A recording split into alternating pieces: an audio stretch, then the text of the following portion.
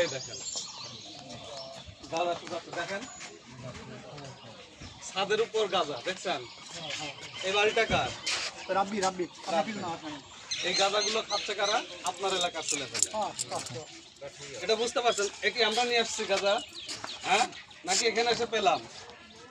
এই গাঁজাগুলো দেখছেন আপনারা?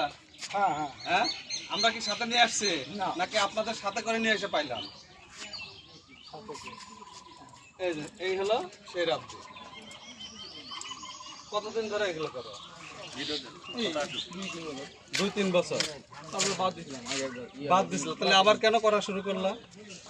আবার লোভে পড়ছো তাই না?